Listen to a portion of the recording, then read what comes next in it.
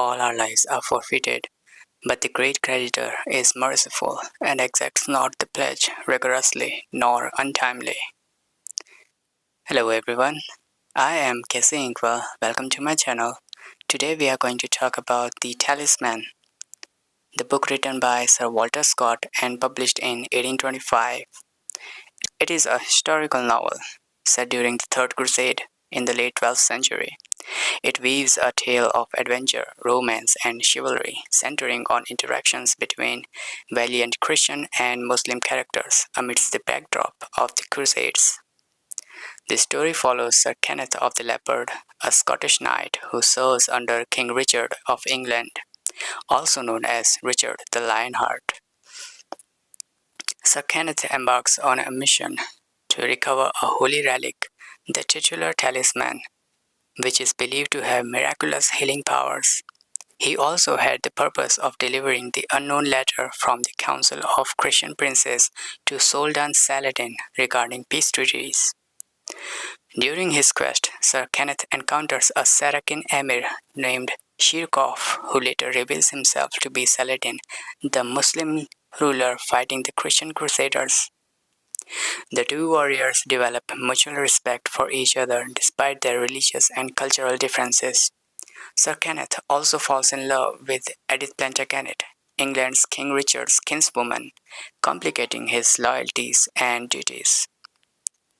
As the plot unfolds, Sir Kenneth becomes embroiled in various political and military intrigues. He must navigate the treacherous schemes of the Crusaders' camp, where jealousy, betrayal, ambition threaten their mission. King Richard falls gravely ill, and it is Saladin who provides the talisman to heal him. Other mentionable characters in this story are King Richard the Lionheart. He is depicted as a larger-than-life figure. He is brave and charismatic, yet plagued by the political machination of his own allies. His illness becomes a pivotal point in the story, leading to Saladin's magnanimous act of providing the talisman to heal him. Edith Plantagenet. She is a relative of King Richard, and she is Sir Kenneth's love interest. She is not only very beautiful, but also smarter and strong-willed than anyone else. Edith is not just a damsel in distress, but a character of depth and intelligence, bringing emotional complexity to the story. Her relationship with Sir Kenneth adds a romantic subplot that is both tender and tumultuous. Queen Berengaria, the wife of King Richard, she is very beautiful, but a shallow woman who likes playing games on those around her and causes them grief. She triggers a grave incident that leads to embarrassment for Edith Plantagenet and causes utter ruin of Sir Kenneth of the Leopard, who then falls from grace and is sentenced to execution, which is later turned into slavery. Queen Berengaria, when confronted and compelled by Edith Plantagenet to undo her wrongs and save Sir Kenneth's life, becomes a spineless coward who couldn't even face the king to plead for the knight whom she herself had harmed. The French monarch, Philip Augustus, is portrayed with a mix of ambition and rivalry. His relationship with King Richard is complex, marked by both cooperation and competition, reflecting the tenuous alliances of the time. Leopold of Austria, often referred to as Leopold of Germany in the novel, represents the factionalism within the Crusaders' rank. His pride and ambition create significant tension, particularly when he feels slighted by Richard and other leaders. He lacks the courage on every front, but demands respect anyway while surrounding himself with mannerless fools. Conrad of Montserrat, another significant character, is depicted as cunning and self-serving, always scheming to further his own interests. His plots add layers of intrigue and danger, heightening the stakes for our heroes. The crazy Christian hermit, known as Theodoric of Engaddi. Theodoric is a mysterious and eccentric figure living in the desert. His madness and cryptic insights contribute to the novel's eerie and mystical atmosphere. Despite his insanity, he provides crucial information and assistance to Sir Kenneth. He also tries to save him from execution.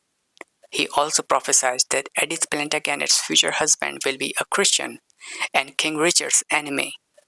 He deduces that this is the prophecy of the enemy, the Muslim Sultan Saladin, converting to Christianity upon marrying Edith and bringing an end to the Crusade. He thus supports the plan of marrying Edith to Saladin for peace. Sir Thomas de Vaux. He is a loyal and stalwart knight who plays a significant role in the story. He is a trusted supporter of King Richard the Lionheart, known for his strength, courage, and unwavering loyalty. De Vaux stands by King Richard's side during a long illness, demonstrating his dedication and steadfastness. De Vaux is often depicted as a practical and no-nonsense character, contrasting with some of the more flamboyant and ambitious figures in the Crusaders' camp. His role is crucial during King Richard's illness, where he provides not only physical support but also a sense of stability and reliability amidst the political and military turmoil. Sir Giles Amory. He is also known as the Grand Master of the Knights Templar and serves as one of the primary antagonists in the Talisman. He is depicted as a cunning and ruthless leader, embodying the darker aspects of ambition and power. Amory is characterized by his cold, calculating nature and his willingness to resort to treachery to achieve his goals. Saladin. Saladin is also known as Soldan or Sultan. He is a central figure who commands respect and admiration from both his allies and his enemies.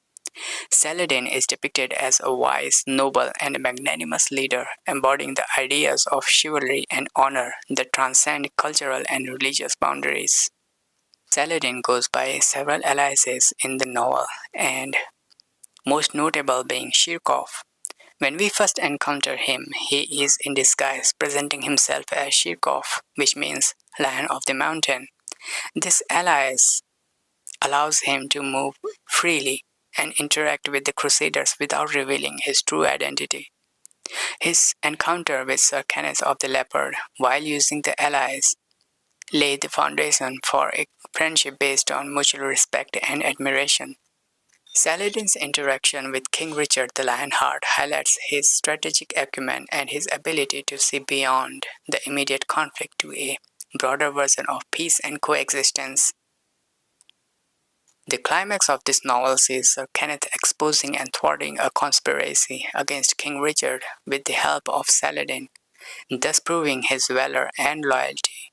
The novel concludes with Sir Kenneth winning a life and death duel fought on the behalf of King Richard and being rewarded for his bravery and fidelity by gaining Edith Plantagenet's hand in marriage.